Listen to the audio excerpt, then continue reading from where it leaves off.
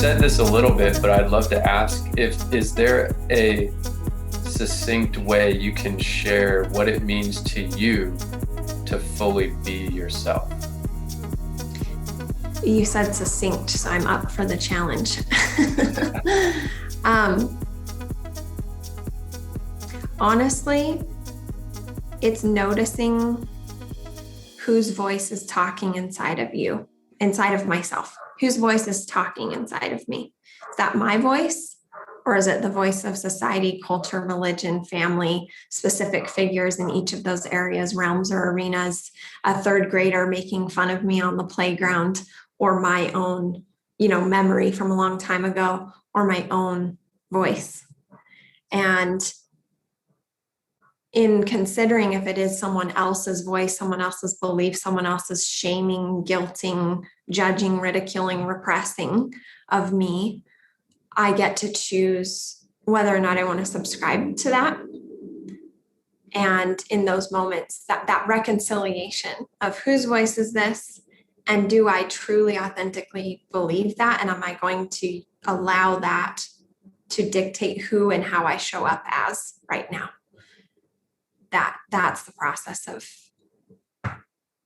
reconciliation into your own unabashed badassery. And then what are the specific practices that you've done to help you be able to distinguish, discern, and experience what is your true authentic inner voice and what is the other noise? It's interesting to be asked what practices, because honestly, I feel like throughout my life as a self-development junkie, myself trying to become all of who I can be, and all the phrases that are in self-development, be your true self. So I wouldn't say it's methodical practices. I've done a bunch of stuff. Part of that was my mom dying and talks that I had with her on her deathbed about sexuality, where I got to be set free by her 3 days before she died in my sexuality, where I had been brought up Catholic. And then my parents kind of went through a few Christian rejuvenations and were Seventh-day Adventists for a minute in my 20s, and then Calvary Chapel and different, Christian doctrines. And so I was heavily steeped in that, the dogma around sexuality from that. And so there's really significant moments in my life rather than processes. So to solidify an example, my mom was on her deathbed. They said she had 60 to 90 days, but within 3, she was out of it. She was starting to her motor functions were starting to go away. And so she actually passed in 8 days of those 60 to 90 that they gave her. And we immediately, in those first 3 days, we were like, oh my gosh, what's happening? This is happening way too fast. And so we started asking questions, the deathbed questions, how did you know dad was the one? What does it take to be a good mother, wife? Is there any advice you'd want to leave the world? Questions like that. And I realized that I had grown up with my mom covering my eyes and my ears when romance was happening on the television. And so I would start to get that arousal, that eros, that life force that tells me what's a yes and what's a no to me. And in this context, it's like a sexual example. And so I would start to get that arousal, which is the unabashed badassery. That is the unabashed piece that we are all born into, and it's our birthright. And it is stripped, shamed, repressed, and oppressed out of us by multiple multiple influences externally. And in this case, it was religion and family. And so she would cover my eyes and ears. And when it was safe, let me back up. And if we would get compliments out in public or even like unsolicited cat calls, she would get a very stoic, not connected to life force energy response. And she would say, don't give them what they want, don't react. And so these are a couple of examples of how I learned to disconnect and disembody from my unabashed badassery, from my eros, my compass. Turn on an arousal. There's a lot of things here. You asked me a very simple question. It's multi-layered. Turn on an arousal is, I've found out from being not connected to it at all and creating a life for myself that was totally unfulfilling. I had a 6-figure executive level job income, climbed up the corporate ladder as the only female. I was female identified at the time, the only female in a all male company, climbed all the way to the top, operations manager, 6-figure exec, had a 3-bedroom, 3-car garage house, the new car, the 5-year relationship headed toward marriage. All the boxes were checked of the shoulds of how to be happy and fulfilled in life. And I wasn't. And I was like, why am I so fucking unhappy? You might have to bleep that out. That's the sentiment I had. And it was because I was using external influences as my compass of what was a yes and what was a no for me. So I checked all the boxes and was unfulfilled. So now my mom's on her deathbed, and I didn't know if I ever had an orgasm before. I told you, we're going all over the place. And I had 14 years of fooling around, including penetrative sex for some of those years. And so I asked her, I told her, I have something to ask. You might not want to talk about it. I don't want to, what's that called? Ruin your dignity in your final hours. And she's like, what is it? And I asked her,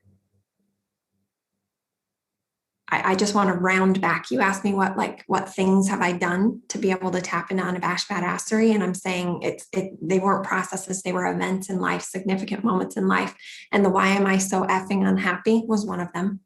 And then with my mom on her deathbed, have you ever had an orgasm, Mom? And her looking around, us never having spoken about sex before. And I'm 28 and she's 58. And she goes, I don't know. And I said, what do you mean you don't know? And she said, well, and we had a conversation, our first and only, about sex, and she died 3 days later. And at the end of that conversation, so here's significant moment number 2, she said, if I had it to do over again, I'd be more open and adventurous sexually. And so what I learned from that was to allow myself to be more open and adventurous sexually. So I pursued adult sex education for adults. Like, why is my body not working? Am I broken? I'm anorgasmic. What's wrong with me? And over the course of 4 years, I was introduced to my birthright, which is, you have this thing inside of you that goes, about a sunset, about a bite of food that you have, about a dress or an outfit you see in the store, and about sex. Yeah. And it is called your turn on. It's called your arousal. And guess what? When you listen to that, that is the compass that lights the path to that which makes life worth living. That which is a yes for you, uniquely wired as you. No one else could like that outfit, but it just jazzes and juices you up. That's for you, not the thing that's on the front of the magazines or all the actresses are wearing or that Cosmo says is the hottest trend for spring, 1998, that thing. And so I learned that by being disconnected from my turn on and arousal, there was no chance in hell I would ever be an unabashed badass.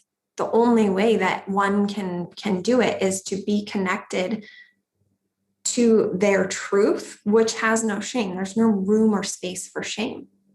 And so what you said when you were talking about yourself a little bit ago, I don't remember exactly what came up for me was internalized shame. So everyone is shamed for this energy. Like, even if it's not sexual, my friend just the other day was saying that she loves like classic cars. One, she's a woman. Women don't like cars. That's a, prescription of society culture, or maybe family. Two, she's getting aroused. The eros is coming out, the life force is coming out. And she's just like, oh my gosh, that car, and just like getting all animated. And people got uncomfortable around her. And they were like, oh, you're getting a little weird about the cars. And that's what people are conditioned to do. They have internalized shame about that, the power of turn on, the power of arousal. And it is so powerful. And that's why on Facebook and Instagram, and as per the government, like, we cannot be like sexual beings, because if we were, we would all be unabashed badasses, and we wouldn't conform to all that society, culture, religion, and family tells us we need to be. And the world would not look the way that it does today. And so each of us as individuals who get in touch with this and become unabashed badasses through connection to the authority of self and exercise. I use these funny words like resurrect. I resurrected my turn on and arousal because I grew up Catholic. It's a play on words.